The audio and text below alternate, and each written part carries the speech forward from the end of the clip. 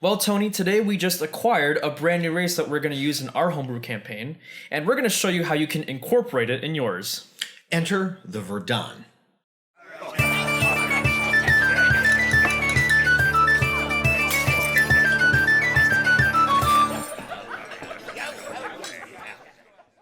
Welcome to the Home Brew Crew. I'm Tony, this is Sean, and today we're going over the new Acquisitions Incorporated book release of the Verdan race. Yeah, so this is the only race that they included in the book, but the cool thing is it's very unique. It has a couple of features that we haven't seen in a race before. True. And they're very well, they're very detailed. There's a lot of description on how they mutate, how their people works and their culture. And it's really great, and we're going to get later into this in the video, but we're going to talk about how you can even use it in your own homebrew campaign. Right. Now, Acquisitions Incorporated is what, for those who have not heard of it? If you somehow have not heard of Acquisitions Incorporated, they're basically a very popular D&D podcast and web series. And they do like a weekly stream, but they're very, very big right now. They're probably up there, probably right underneath Critical Role. Absolutely. They're a fantastic group, and we invite you to check them out. We'll have a link to their Twitch. I think it's every Wednesday from 4 to 7. Yeah, that's their current stream. And of course, if you do want to pick up the Verdan or pick up the whole book itself, you can go on D&D Beyond and pick up the content from there. Or buy the book.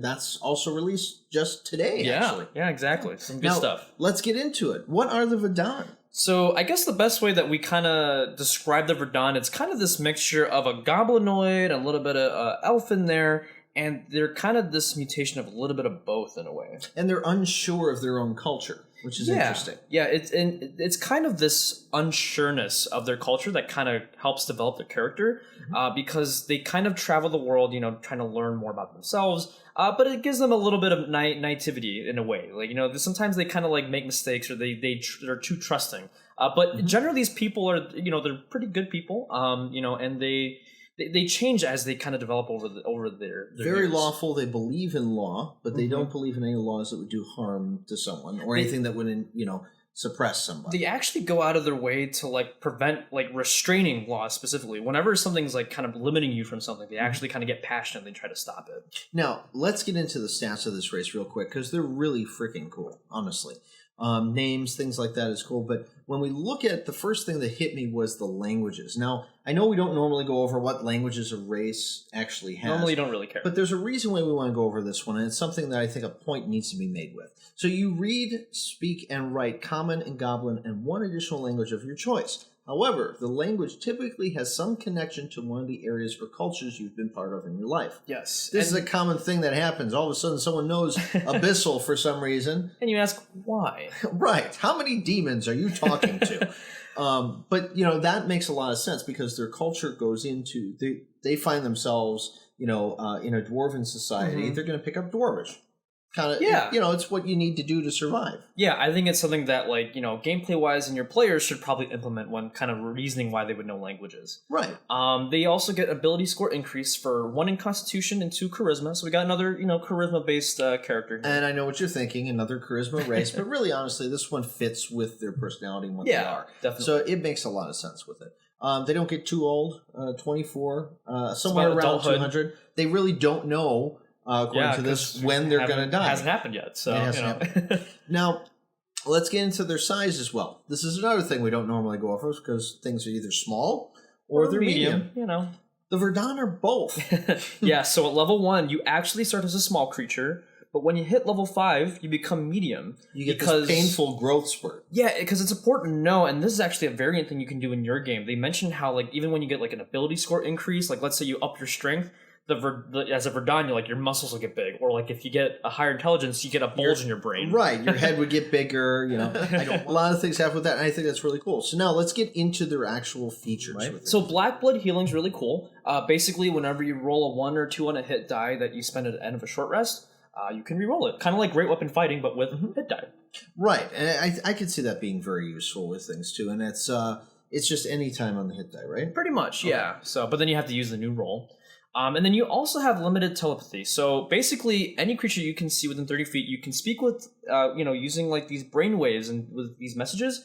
However, it's important to know that you can only share simple ideas and straightforward things. And it simply says slow and limited. So we're not giving a dissertation. Yeah, no spiels mentally. No, but go south, something like that. Still a useful thing, yeah, and depending on the situation. So that's not too bad. I think that's kind of a neat thing. Now, they're persuasive. They do get proficiency in persuasion, which is kind of neat. And then telepathic insight is neat. We kind of saw this with the Kalistar not too long ago.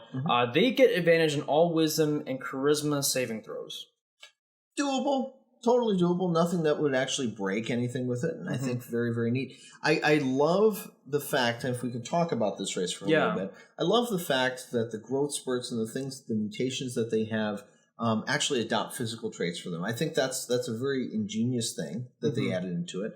At the same time, I like that because they're culturally inept, they don't really have any culture of their own, they borrow the cultures of other things. Not quite like a changeling that just pretends to be something. Right. They're simply kind of like grocery shopping. Oh, we like this, and it helps develop the character, the race, and as a player character, it helps develop yourself.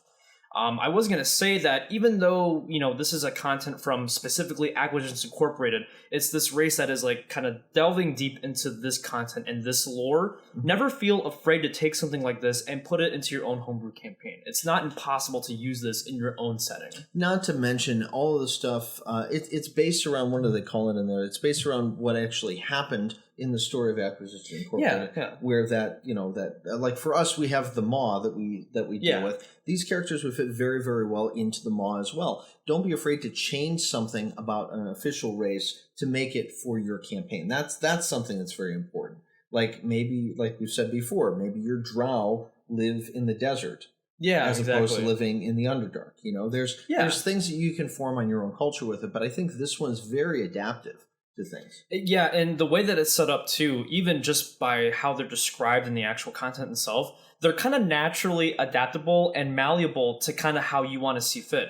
Like, yes, they have this very structured history behind it, and they're set this way. But even if you're playing this character normally, it's not going to be the same character that you start out with. It's going to develop and change, not just physically, but also as a character as well. And I think they said something on that too here with it, that the physical traits and stuff of them change so much, and it's thought of as like as a progression for them. Yeah. They can even change gender from time to time. That's right, exactly. And it's on the idea that, okay, they're more enlightened because they're having a different experience with life than they had previously. And I think that just really opens things up to many different viewpoints, and especially during this current month.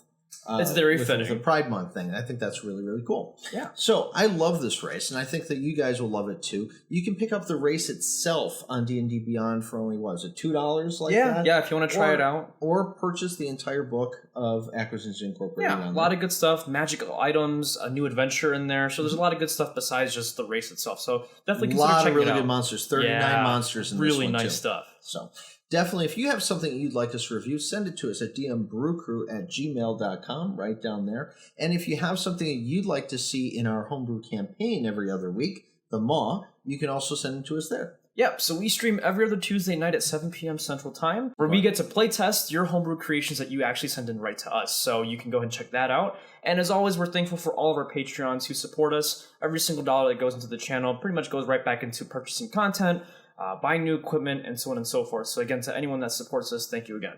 You can always become a Patreon. Our link is below as well. And remember, the best campaigns are always the ones that are homebrewed, and sometimes when you take something from an official book. So until next time, keep brewing.